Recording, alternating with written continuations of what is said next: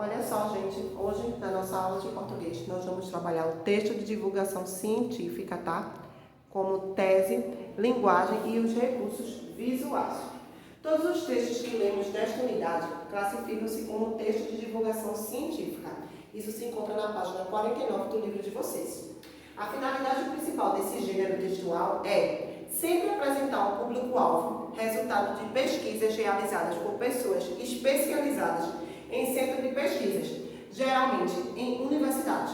Você conseguiu perceber e compreender ao longo das leituras e da realização das atividades como a estrutura desse gênero de texto auxilia na compreensão da mensagem anunciada? Trata-se de um texto expositivo que veicula informações relacionadas ao conhecimento de natureza científica. Sua estrutura básica compreende os seguintes aspectos. Há sempre uma tese, uma linguagem e os recursos visuais. Na tese, diz assim, uma ideia central a ser desenvolvida ou uma explicação a respeito do objeto de estudo. Essa tese é articulada por meio de comparações, da apresentação de relações de causa e de consequência, de resultado de testes, de dados estatísticos, entre outros. A conclusão desse gênero de texto não é obrigatória, pois depende muito do andamento da pesquisa em questão. A linguagem utilizada é sempre clara, objetiva e, na maior parte das vezes, impessoal. Busca sempre atender aos preceitos da norma padrão da língua e ainda apresenta termos e conceitos científicos da área abordada, de outras áreas que possam ser importantes para a apresentação daquilo que se pretende elucidar. Sobre os verbos, geralmente são empregados no presente do indicativo. Apesar de apresentar uma linguagem expressiva, objetiva e perpassada por termos técnicos e científicos, é necessário que essa linguagem seja acessível a leitores leigos, isto é, a todos aqueles que não são especialistas na área em destaque no texto, mas que se interessam por assuntos dessa natureza. E costuma apresentar recursos visuais, como fotografias, desenhos, imagens, infográficos, que complementam as informações veiculadas e que auxiliam no processo de interpretação e de compreensão do texto lido. Isso porque o texto de divulgação científica descreve processos que muitas vezes precisam ser visualizados pelos leitores, tá? Então hoje a gente vai ler na página 50 outro texto de divulgação científica que diz assim: moléculas no espaço. No já permitido por uma estrela jovem, uma equipe internacional de astrônomos detectou moléculas simples, mas aparentemente especiais. Os átomos de carbono, nitrogênio e oxigênio estão ligados da mesma maneira encontradas nas proteínas, moléculas mais complexas, essenciais à vida. Isso mostra que moléculas que estão nos seres vivos podem ser produzidas a partir de compostos mais simples presentes no meio interestelar, cujas condições físicas e químicas são drasticamente diferentes na Terra, explica Edgar Mendoza, do Observatório de Valongo da Universidade Federal do Rio de Janeiro, UFRJ. Primeiro autor do estudo aceito mês passado para publicação na revista NMRAS. Mendoza e sua orientadora de doutorado, Helena Boitec Robert, colaboraram com mais 4 astrônomos para realizar um estudo observacional que revelou a presença de moléculas que podem ser precursoras de vida ou prebióticas dentro de um jato de gás e poeira impulsionado por uma proestrela denominada L1157mm, a aproximadamente 800 anos-luz de distância da Terra. Usando dados do telescópio internacional IRAN 30 metros, localizado na Espanha, a equipe identificou uma abundância relativamente alta de moléculas prebióticas, especialmente a formamida, numa região quimicamente complexa, onde o jato de gás e poeira interagem com o gás nativo, frio e denso, que alberga o objeto protestelar.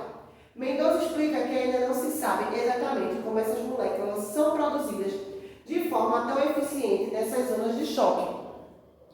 O grupo suspeita, entretanto, que resultam de reações químicas na superfície congelada de grãos de poeira, uma hipótese que esperam testar no Laboratório Nacional de Luz, se encontre em Campinas no próximo ano, tá? FACESP Pesquisa.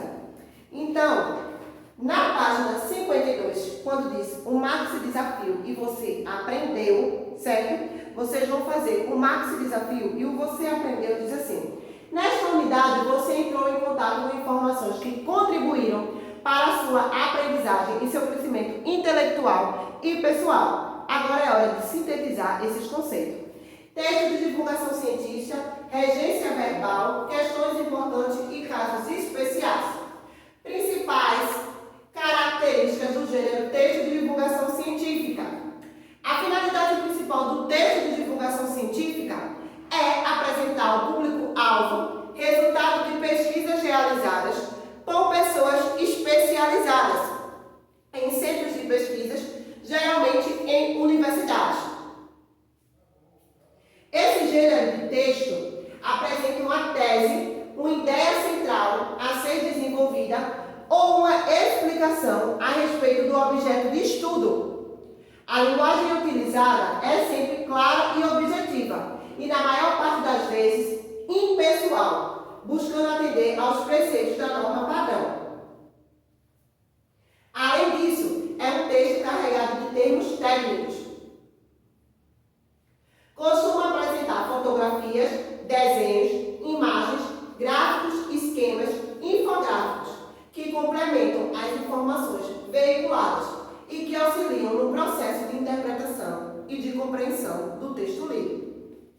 Sobre a regência verbal, chamamos de regência verbal a relação entre o verbo e o seu complemento, o que determina a existência de um termo regente, verbo, e de um termo regido, complemento. Como podemos compreender totalmente a regência verbal?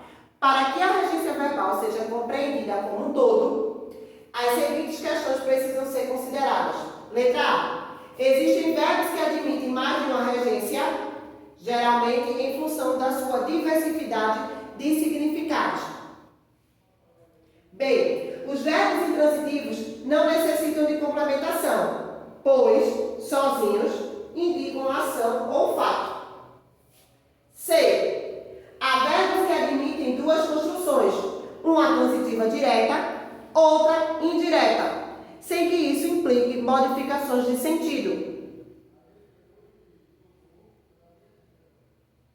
D. Alguns verbos apresentam diferenças na regência, na variedade padrão e na variedade coloquial, tá? O que eu disse aqui, você aprendeu, provavelmente não dará no livro de vocês. Vocês terão que usar o caderno, tá, gente? Para poder complementar essas informações, tá? Com isso, encerramos o capítulo 2, certo? As dúvidas tiraremos no ao vivo da próxima semana, ok? Espero que vocês estejam no ao vivo com o livro e com as atividades respondidas, porque só aí vocês vão conseguir tirar as dúvidas. Não esqueçam de tirar as fotos e me mandar no WhatsApp para eu contabilizar as presenças de vocês. Ok, nono ano? Beijos. Até a próxima aula.